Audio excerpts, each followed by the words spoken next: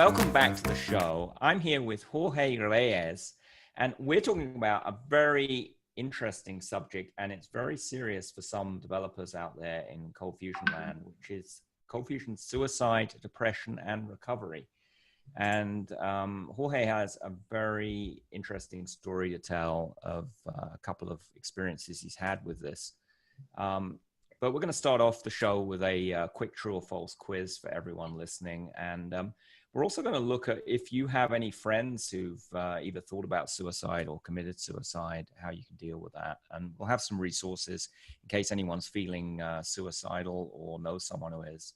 So very important topic. Welcome, Jorge. Thank you, Michael. So you mentioned you put together a little quiz for me and the listeners. True or false? What are the questions? Yeah, because it is important that we kind of set in check some of the assumptions that people have about suicide or people considering to commit suicide. So I wanted to kind of assess you and the audience with those. I'm ready. I hope everyone listening has sharpened their pencils or their fingertips on their keyboard. We'll put the first one in the show notes too. Cool. The person with suicidal thoughts will have those thoughts all of his or her life. True or false, Michael? False. False. That is actually true. So suicide is actually a permanent solution for a temporary problem. That is something everybody needs to know, right? Emotions and everything that goes around suicide is temporary, right? Mm-hmm.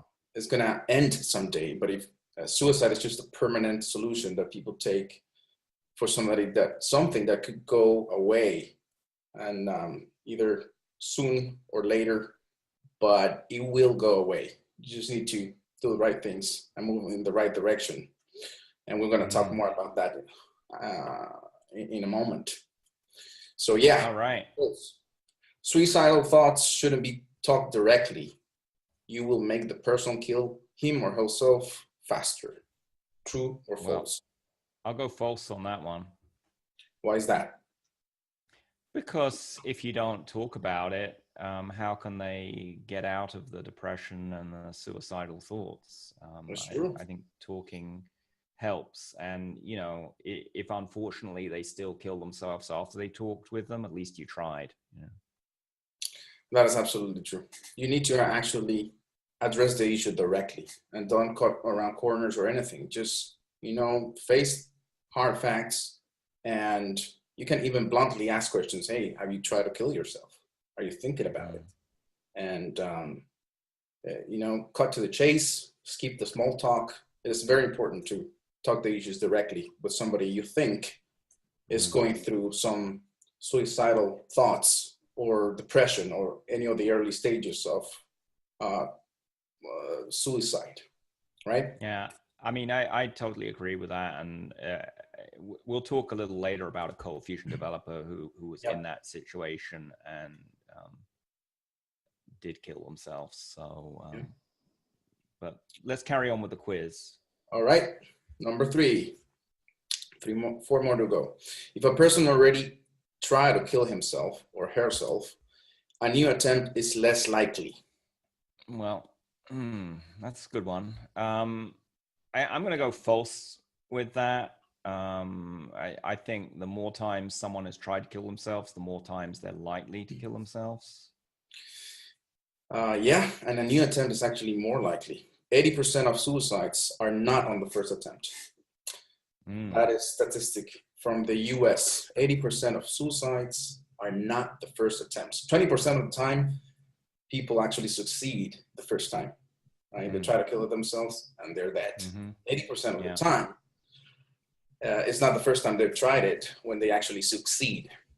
Right? So actually, one of the risks groups with higher risk of committing suicide is someone that already attempted it once.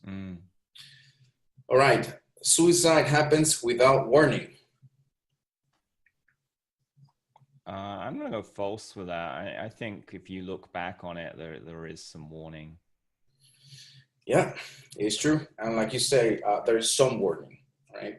The warnings can be very, very different. And 85% of suicidal people throw either an open or a secret warning to somebody around them, right? So they have the intention to send a direct or indirect message to somebody, right? What's a secret? An open warning is where you actually tell someone, right? You know, you're thinking of committing suicide, but what would a secret warning be? A secret one would be like, I don't know if you managed to see here in my back, but I have an Eiffel Tower there.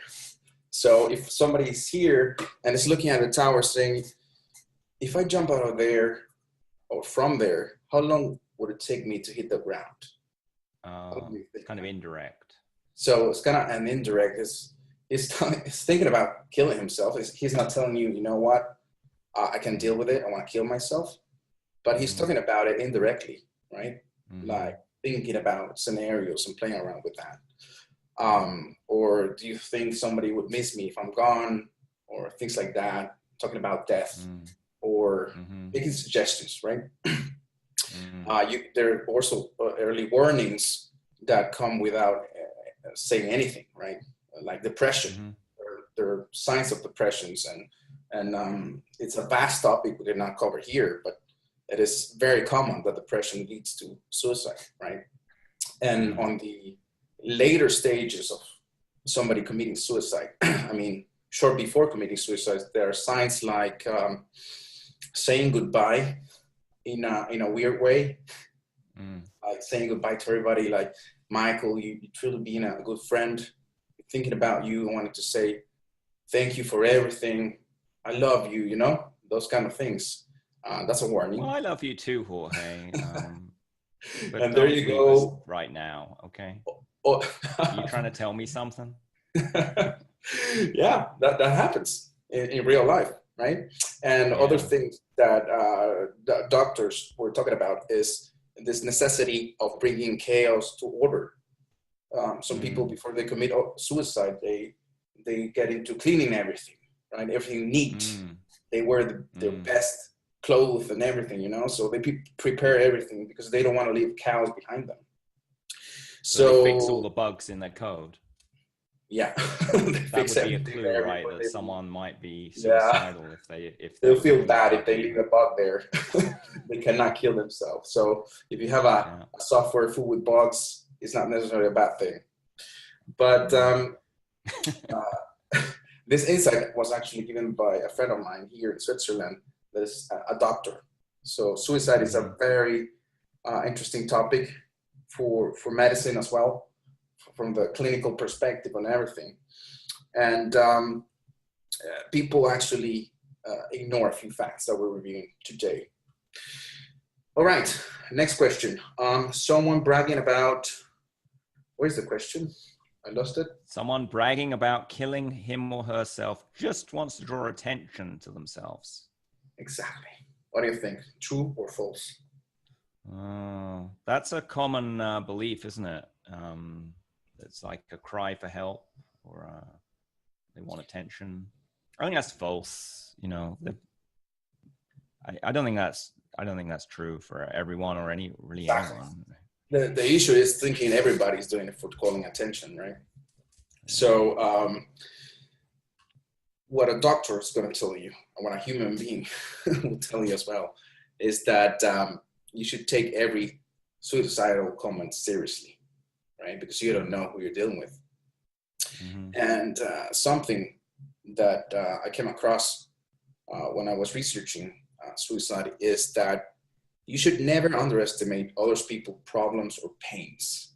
And that kind of stuck with me because, you know, maybe, you know, tomorrow I lose my job. For me, it's not a big thing, right? So if I see somebody in pain because they lost their job, I'm like, what? I mean, what's wrong with you? It's just only a job. But then every crisis that leads to a suicide is very subjective, right? It's experienced at the individual level, so it's different for everybody.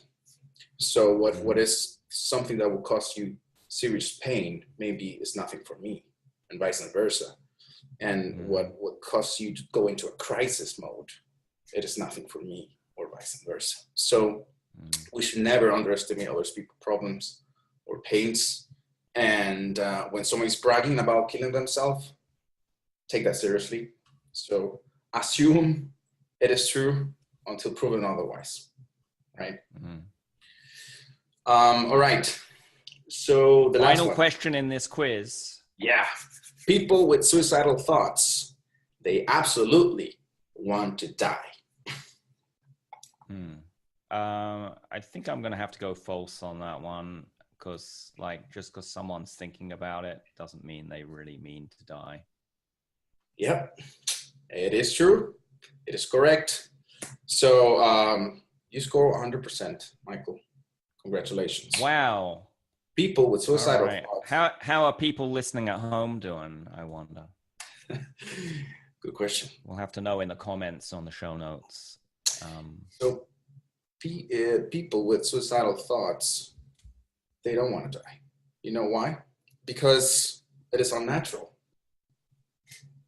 Wanting to die is unnatural.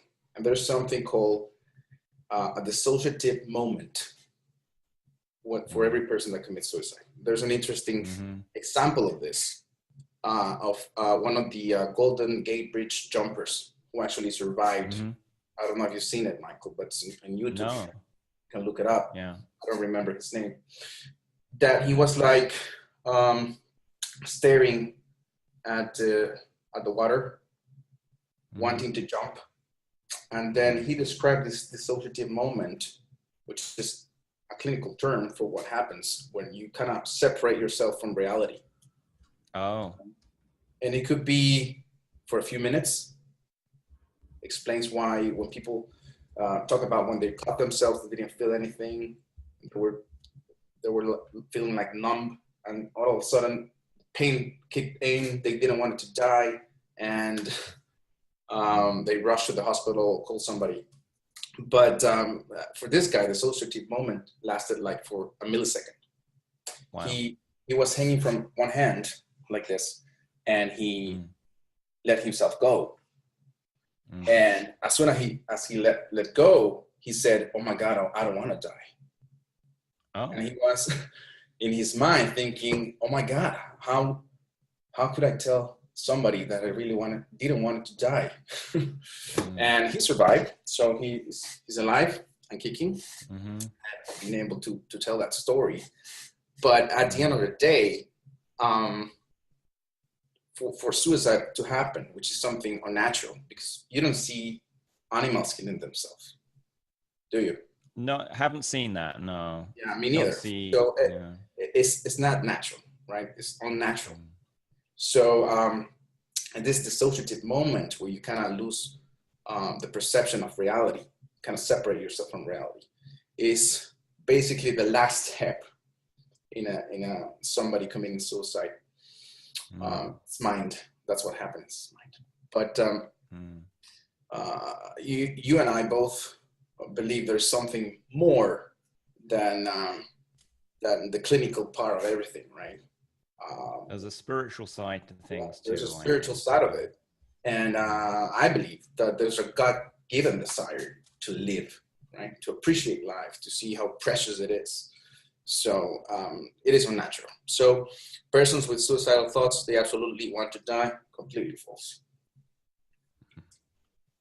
So I think we should issue a little disclaimer here. Neither one of us are doctors, and neither of us play a doctor on TV. But we're going to give some resources to some stuff later in the show around who you can talk to. Has some. That's important. That's important to mention. Stuff. Like you said, we're just human beings talking through experience and observation. That's all. Yeah. Yeah. So tell me about you. You knew a ColdFusion developer who did commit suicide. Tell us about that. Yeah, actually. That's where this all started, your investigation into this. This all started because at the beginning of this year, actually, in January, we trained a group of developers. We were teaching them about ColdBox and MVC and all that good stuff. And we always do a follow-up with the training groups.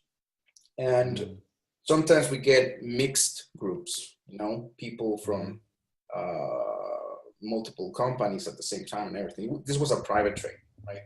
Private virtual training. And when we did the follow-up 1 month later, there was one missing. And we're like, where's this guy? And then they told us, I'm sorry to tell you, but he killed himself. So wow. The implications of that in my mind, I just couldn't stand the fact that I was actually talking to that guy 4 weeks earlier.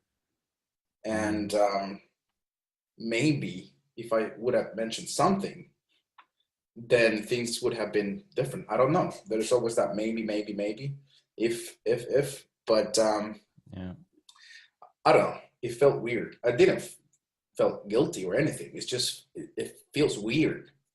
Like there's something you could probably have done if you were thinking about it a little bit more actively. So we decided. Did he appear depressed in the training? Not at all. And that goes around the topic of the usual conversation levels that you have with people.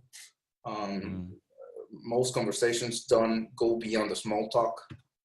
They just stay like that, right? We are not used to jumping into personal big talk issues right away, specifically not in a training session. But then we say, why not? Right? And that's what, for our conference, Into the Box, we created a section inspired on that, saying, hey, life is more than software. If it's more important, why don't we talk about it then? So that's where it all started. And it's been a learning experience for us because, you know, one thing is wanting to help, and another thing is being prepared to do so. And we noticed that every situation is different. People are actively seeking for help and need availability from people giving help.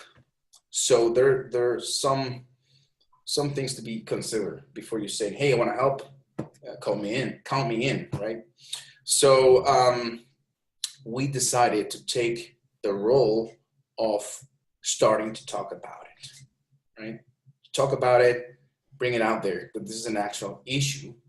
And there are people probably in the CFML community going through either early stages of suicide or that could lead to suicide, or going through already thoughts of killing themselves.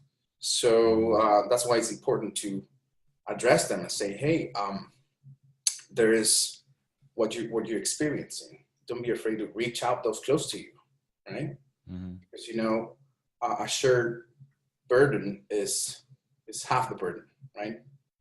So it's not double the burden or less.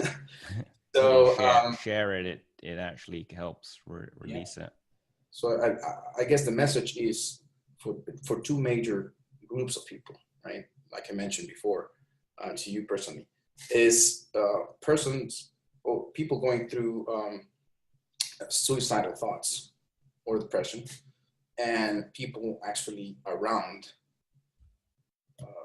this people going through depression or suicidal thoughts. They both have an active role to play, right? In the story. And that's why I started with the true and false, because if you would answer false, it basically takes responsibility of people around it. When you answer true, you start to realize that, you know what, they sense signs. There are things that they share, so you should be aware of. People saying they're going to kill themselves, you can't just discard them like, I don't know, they're just bragging, right? Suicide happens without warning. No, it doesn't, right? He already tried to kill himself, didn't succeed. He probably is not going to do it. No, he most likely will try again. So you need to intervene there, do something, right? Yeah. Because what they're experiencing can happen to anybody. Can happen to you, can happen to me, right? And it's temporary. Yeah, I mean, I imagine really I certainly have been depressed in my life, and I imagine everyone listening has had times where they were depressed. And to be honest, Jorge, the career we picked, working with computer software using ColdFusion, I mean, it's fun and engaging, but we spend a heck of a lot of time not talking with other people and stuck in front of a computer screen. It's not exactly, if you're having a bad day, it's not like the computer's gonna listen. Yeah, and that's what at least my friend who's a doctor would call your anxiety and stress-free resources, right? So when they assess a case of a suicidal person, they start asking, what are your resources, right? One of the resources is your friends. You have friends, you have a hobby, right? Because, for example, when I have stress and anxiety, which is, I mean, certain levels of stress and anxiety are part of every person's daily life, right? So you have this daily stress and anxiety, and you have resources to kind of deal with that. As you can see in the background, I have a punching bag, not because I like to hit stuff, but because I like doing exercise. I play the guitar. That's a resource I have. I like reading. I think it's good to punch a punching bag or a pillow, or get a baseball bat out and whack something inanimate, or do kickboxing or cardio, or do something to get the stress out, Yeah, definitely. So the issue with somebody that's on depression is that for them, everybody has a threshold, right? There's only so much you can withstand with the current resources that you have, right? When the anxiety and stress level goes beyond the threshold, where your resources can no longer counter effect the effects of the anxiety and stress, then that's where you start losing control, right? Because you feel that nothing you do is changing anything, right? And then it's where you try to do new strategies, new resources, new things. Then that fails, right? And all of a sudden, all your resources are being used up one by one, and adding to stress and anxiety. You consume all your resources, you're drained, you have no more energy, right? You have all the weight on your shoulders. And like I say, this weight is very subjective, right? What is a light burden for me could be a huge burden for you, right? It's very, very subjective. So that's where this state of exception happens, right? You can do anything else. You feel you lost control of everything. And depression kicks in there, at least chronic depression, where you feel disappointment, you start blaming yourself, oh, it's raining outside, it's my fault. I wasn't going to say, Jorge, but yeah, it is your fault. So there's an unacceptability of self, right? And that's where suicidal thoughts begin. And it is an existential problem, right? And usually... Yeah, I think a lot of it comes back to feeling ashamed, and shame at its root is the belief that you don't deserve to exist, which of course leads to suicide. The paths to suicide are so different for every person that it is impossible to say it's only because of shame, it's only because of depression, it's only because of this and that, because there are too many factors, but shame does play a role. And it was interesting when I was talking to my friend, the doctor here, that he was explaining to me that we all wired up with a fight or flee response when it comes to problems, right? That's very well known. So it's not uncommon to say when somebody committed suicide, hey, you know what? That was a coward thing to do. The easy way out, right? I don't know if you have heard of that, but that is actually not true. According to my friend, this is actually their fight response. That's the last resort. They don't know how to deal with it. And it takes a lot of courage to do it. It is the fight response, right? So it is not actually cowardice. It is a shock of adrenaline and cortisol and everything you would get when you're fighting. So that it's is just directed inwards. Yeah, and directed fighting themselves. The sign of desperation. They don't know what else they could do, right? And like you say, there's an emotional factor of this, and people usually don't talk about it because when you're depressed, you get this feeling that there's something mentally wrong with you, right? And I was talking to I have a cousin that was presenting this behavior, suicidal behavior. He was diagnosed with schizophrenia, which is one of the high-risk groups, because since he was like 13 years old, he abused drugs heavily. So by 18, he had tried everything, and he was diagnosed with schizophrenia. And during his medications, he would have small bursts of lucid times where he was a normal guy you could talk to. And you could see how he felt, that there was something terrible wrong with him, and he didn't know how to deal with it. And he was feeling ashamed, right? Like I was mentioning to you before, it's not long ago that we call treatment centers madhouses and things like that. So there's some stigma around it, right? He didn't want anybody to know he had schizophrenia, because it was like, what are they going to say about my sisters and their sons, that they can inherit this? And there's such a stigma and afraid of people rejecting and talking bad about them, right? But once someone shows up, in this case me, saying, hey, I'm not going to judge you, I'm here to help you, then he opened up and started sharing everything about himself.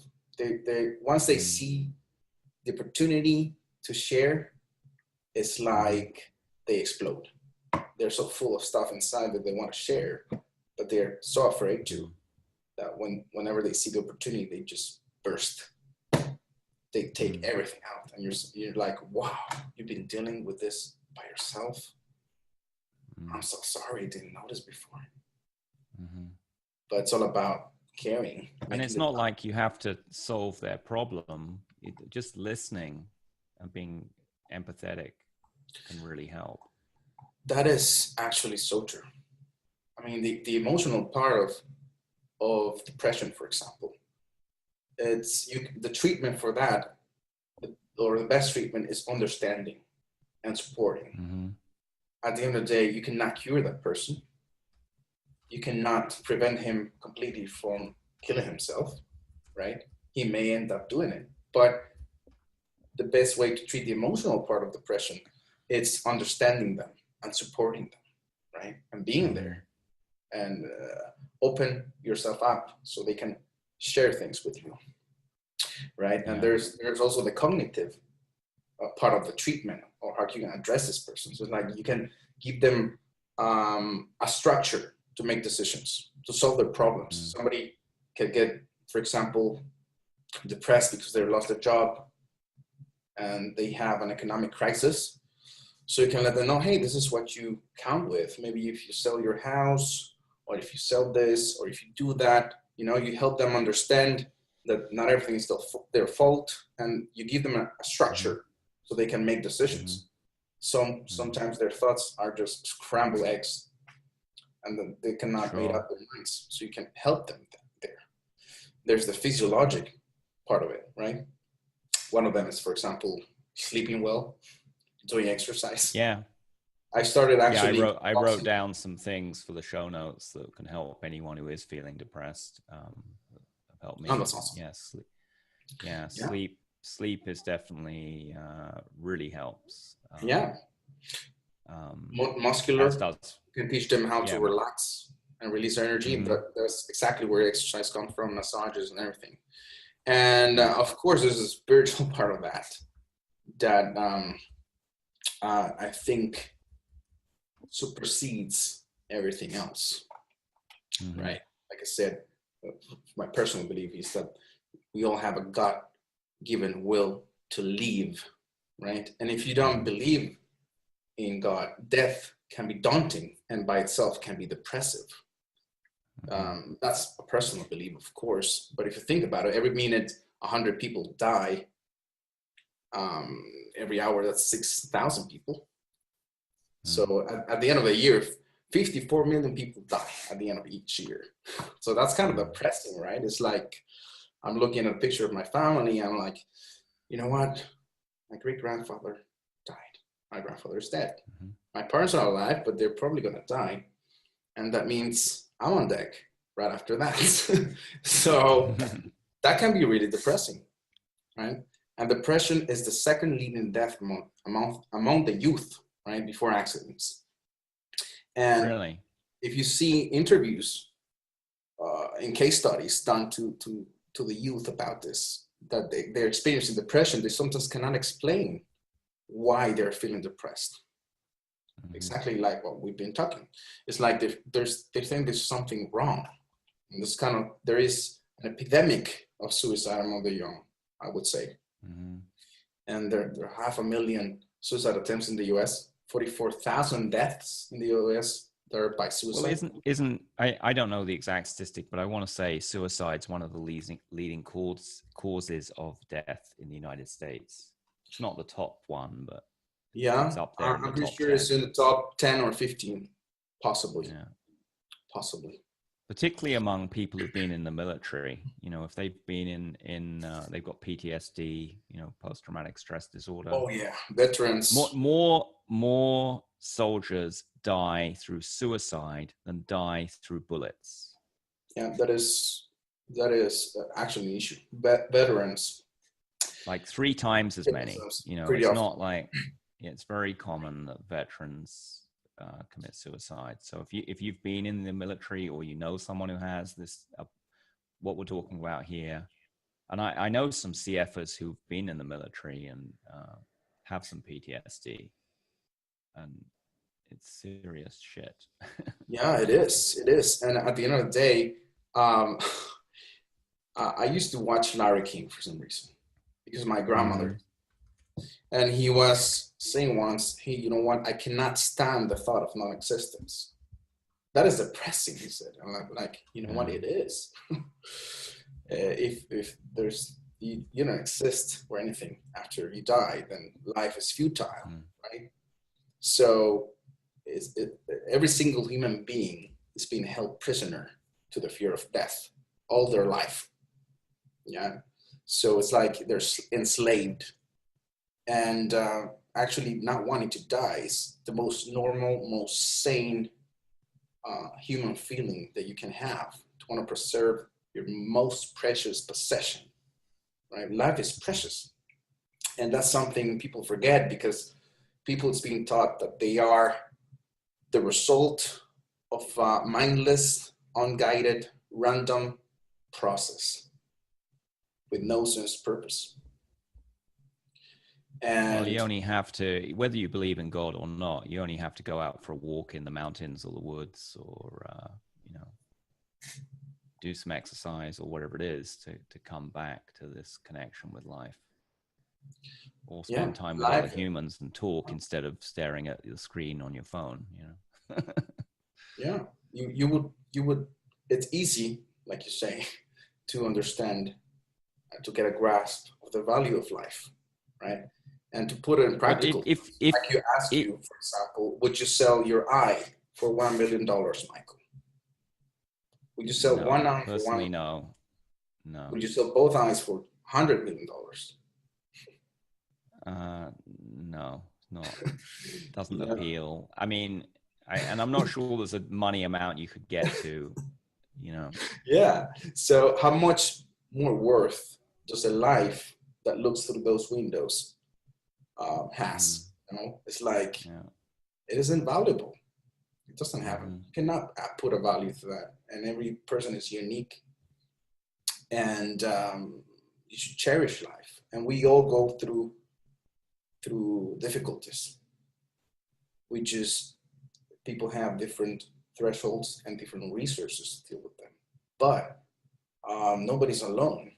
We are social beings, and we're meant to carry our burdens, right? In a group, as friends, as human beings, we have the responsibility. I think it's a good thing to do to help other people out. I mean, you know, if you ever do in that situation, a friend of yours, another developer or family member is depressed or is talking about suicide, if you do something, you're going to feel a lot better about it. So let's just talk about that.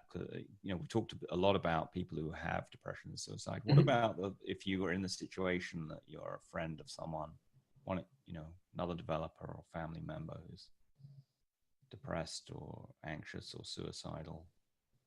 Yeah, kind of the quiz at the beginning was a little bit of the guidelines you need to follow, right? That once you see the warnings, you never discard a warning as something that the other person is just trying to call attention, right? Never do that. And if you don't act, you can miss your window. So this is all about timing, you know, because life goes on for everybody, for people doing well, for people doing badly, and for those doing badly,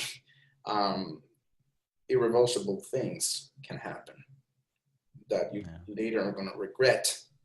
And people tend to be spectators. People like to be spectators. They are too busy being selfish and thinking about themselves. And I use that word selfish because that's kind of how the world is built up right now. Everything is about your dreams and your goals and what you can achieve, your health and your productivity. And, that's kind of the storyline of the world. Is setting you up to be so that everything revolves around you and your preferences and your feelings and everything. But you need to start looking outside of that, right? For me, true joy is being able to impact somebody else's life in a positive way, right? True joy comes from that. But you need to, first of all, start caring about that. Because if you don't start caring about other people's needs, then you're not gonna notice somebody who's about to commit suicide, because your antennas are not set up to detect those signals. You need to be aware. That's the first thing. You need to set up your mind and say, hey, there's people struggling, right? Even if you're struggling yourself, there is a lot of good things that could come out from helping somebody else. I remember hearing a doctor saying, you know what the best treatment for depression is? Open your door, step out, close the door, lock it, and look to the other side of the street and see who needs help and help them. That's the best treatment for depression. So people around other people need to be aware that this is an issue. It's a serious issue. It's an epidemic. Suicide is there. It's real. And it can happen to anybody. And people actually living with suicidal thoughts are not going to go directly to you sometimes and say, hey, I want to kill myself. They're going to send sometimes secret messages or behave in a way that could suggest they could do it. But you're not going to detect that if you're not really paying attention. So whenever you meet with anybody or with somebody, keep in mind that they're a human being and they're probably struggling. It would be safe to make that assumption and be aware of that, of those early signs or later signs when people are around you. In my case, for example, when we were training this guy that committed suicide, unfortunately. The way we had set up the training to happen, there was no way we could detect that, right? We do a presentation, what's your name, what's everything, and then we do the work, and that's it, goodbye. But now that we're aware of that, we're changing the structure to at least at the end share a message about this. Not make it around this, but say, you know what, we've noticed this is real. If you're experiencing something like that, here are the resources. You can contact this line or anything like that, or even shoot us an email, right? But this issue is there, so be aware. That will be the main note I would share with people in general. That's a great suggestion. I'm so glad you've changed your training courses to open that up a bit. And if it helps even one person, or if this podcast episode helps one person who's depressed or suicidal, I think we've achieved something. Yeah, most definitely. Most definitely. So I've got a tough question to ask you, but I'm not sure if now is a good time. It's always a good time because you don't know if I'm going to be alive in a minute. You are. I hope so too, but life is unpredictable. So shoot it. So when you found out this developer had killed themselves, how did you feel? I felt disappointed. I remember sending a message to Luis immediately when I found out, saying, how could we miss it? I mean, there's value in what we do as a company. We build software. We actually build solutions for clients. We provide value for them, everything you want. But there's no transcendental value in that for us. I mean, transcendental things are way above that, It's about helping others with their lives, right? And if the most precious thing was lost, I mean, in my mind, I was saying it is impossible. You could have done anything about it. Justifying myself, but there was a part of me that was really small but really strong, saying you could have done something if you were paying attention. So I felt disappointment, and just sad. Yeah. But did you get some help and support yourself, or? Like I said, we all use the resources we have, and one of the resources I have is my faith. So I have never used that resource. Never. It's like it is inexhaustible. So it will always pick me up and show me the way and show me the purpose and lead me. That's basically what happens with me all the time. I'm really thankful for. Yeah, it's a great thing. So, if someone listening has had a friend who killed themselves, certainly if they have a religious or spiritual belief, that can help. Reaching out to their friends, there are support groups that you can call too. If you don't have that spiritual belief, there are still things you can do. So maybe it's time to share some one of the resources, and we'll stick some other resources into the show notes. But you investigated one that's available. Tell us about that. Yeah, it's called the Suicide Prevention Lifeline. It is free. It is completely confidential. and it's available for you to call 24/7. Should I say the number? Should I mention the number? Absolutely. Okay. So the number is 800-273-8255, or you can visit their website, which is suicidepreventionlifeline.org. And they're available to support anybody who's dealing with depression or suicidal thoughts. And I tried it already. I gave them a call, let them know why I was calling, because not everything you see on the internet is true, obviously. So I need to test it out. So you can try it. And but more importantly, if you're dealing with depression, if you're dealing with suicidal thoughts, please know that there's nothing wrong with you.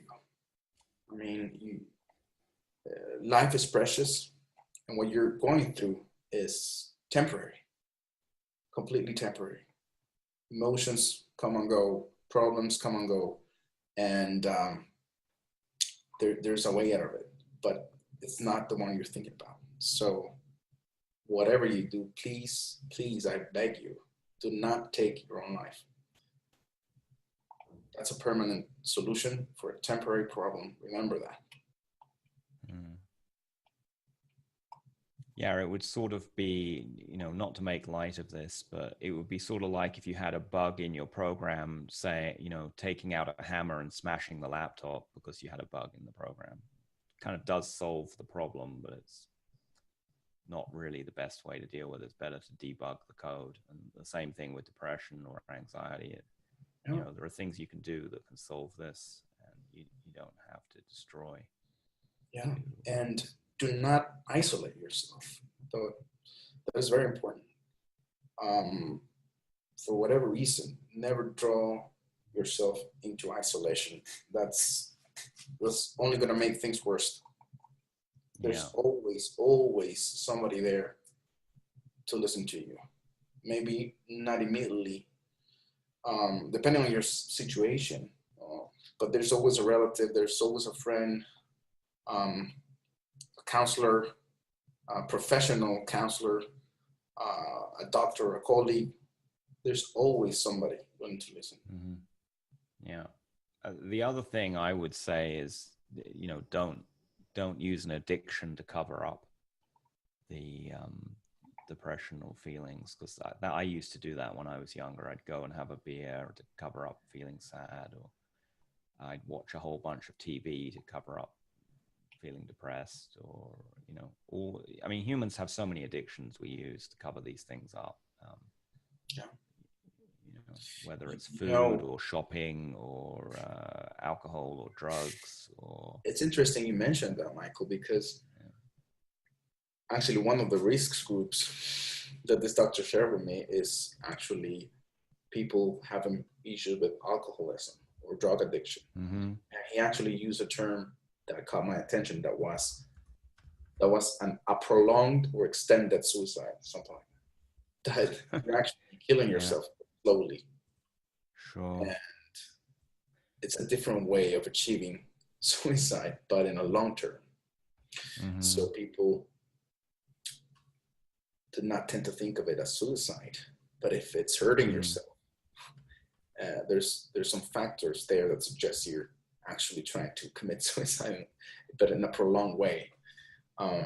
It's not always the case. Sometimes it is at a subconscious level, but this self-destructive behavior, it is deeply related to suicidal thoughts. Yeah. Well, and I've drank plenty of alcohol in my time. I stopped drinking it about 9 years ago, but because I was probably drinking more than was wise. And it was getting in the way of my spiritual connection as well. That was the real reason I gave it up. But in retrospect, I can see I had a little bit of an issue with it. And, alcohol is a depressant. It makes you more depressed. I mean, we think it's something to make you happy, but really it actually acts as a depressant. And it really doesn't. If you're depressed to start with, drinking really doesn't help, in my personal experience. Yeah, that's definitely. Just so people don't get confused, that because alcohol is a depressant, actually, all the drugs that are kind of contrary, like cocaine, which kind of counteracts that depressed effect of alcoholism or alcohol. That doesn't mean an addiction to that type of drug can lead to depression as well, because at the end of the day, it's an addiction, and it's a temporary effect of the actual drug, but at least the psychoactive part of it, but all the side effects it has in your body and your psyche, those are the real issues, right? Those are the ones that, independently of any drug you're taking, it could lead you to some serious issues. Yeah. Well, and there was one other addiction I forgot to mention, which is workaholism, where you just are obsessed with working and you never take a break. Some of us in the ColdFusion community have that one too. I'm actually related to that a little bit. I relate to that a little bit, Michael, to tell the truth. Yeah. And that doesn't mean there's nothing wrong in, working hard if you're passionate about some coding project or whatever you do. The point is, if you're using it to cover up pain or depression or anxiety. That's true. It's all about balance, right? Yeah. And priorities, of course. But no excess, no matter what we're talking about, is healthy, right? Yeah. So I know you've got a time constraint, and I think we've covered all the things. But I do want to ask you, I know you're going to CF Summit, right? Is that true? Or? I am going to CF Summit, yes. So usually I ask my guests, what are you looking forward to at the conference? And I can certainly ask you that, Jorge, if you like. Yeah, sure. I also have a more important second question. Okay. Do you want what are you looking forward to? And I'll land the second question on you. Well, this is actually my first time there. I have always followed CF Summit remotely. Luis takes care of that, and Brad, and they're all based in the US. So isn't Luis, is he speaking this year, I think? He's speaking this year. Brad is also speaking this year. Yeah. So I have no expectations in terms of previous experiences, but I'm looking forward to meet people who haven't seen the light so I can evangelize them. And by that, I mean living in legacy hell, those people, they're being held prisoners in their man-made legacy cages, and I want to help them. I really want to help them, or just want to help them, because living in legacy hell is the absolute worst. And I've seen how people move away from it and how that changes, even in their personal life, because there's a sanity factor there when you move away from legacy. Because if you see it this way, you're always going to have restrictions no matter what you do, right? In whatever you do. But people dealing with non-legacy or modern apps, they probably have to deal with the restrictions of budget and management limitations or whatever. But legacy apps, they are limited by their own implementation. And that could be madness, It's like sticking to a rotary phone instead of using a smartphone, right? Why would you do that? Why? Tell me. The smartphone has a camera, it has apps, from social media, online shopping, chatting, calendar, alarms. I mean, why? How would you call a person? Not that I'm into the name calling, but how would you call a person that prefers to use the rotary phone instead of a smartphone? I don't even know how to call it, And now you put it into a business perspective, right? You're not answering calls from your grandmother right? You're actually trying to make a living out of that rotary phone, right? So you need to put it to work and make it work in a profitable way. So if you cannot harness any of the goodness that is out there today with modern technologies, web libraries, modules, tooling, whatever you want, you're actually spending more time trying to emulate the same functionality that you would get off the bat from what's already there, you know? I would go insane, to tell you the truth. So that's what I'm looking forward for CF Summit, meeting people that are in need and offer them our help, you know, out of this horrible situation they're in. That's fabulous. So here's my more serious, deeper question that I haven't asked anyone else. I'm going to ask you, which, you know, we've talked about this suicide and depression thing. You know, what are you doing at CF Summit in relation to that? And if someone knows someone who's depressed or suicidal, or they themselves are, can they go to CF Summit? Can they say hello to you? Or? Yes, of course. And I'm actually, we're printing some flyers that we're going to have at the booth. And unfortunately, I didn't submit any topics for CF Summit. I didn't know I was attending until I had plans to go from the beginning, but I wasn't confirmed until probably a couple of weeks ago. So I didn't have a slot there or anything to openly speak about it. But I'm bringing a flyer with me that we will be sharing at our booth. And I'm always open for people around me to approach me to talk about this. And the most important thing for them to know is that they're not going to be judged. They're not going to be, nothing's going to happen but them being heard by somebody who cares. And that goes for the entire Ortus team. That is a great gift that you are doing there, providing. So if people want to find you online, how would they do that? They can shoot me an email. Or they can use Slack, CFML for the CFML community. I mean, I'm there. It's J Ray Ben. I can add it to the resources. They can send me a message there. And I can even give them my phone for those who are actually interested in talking to me. Yeah, we'll put it in the show notes, along with your Twitter and website, ortussolutions.com. Well, I really appreciate you talking about this issue on the podcast. I know it's been, you know, it's an emotional issue. It's a little tough to talk about, but, you know, I think it can help a lot of people to start this conversation. Maybe it will save some lives, certainly save some pain people are going through on their own when really they could get some help. Yeah, I truly hope so. Though this can help somebody out there struggling, thinking there's no exit, thinking that they are at the end of their rope, but they're not. They're really not.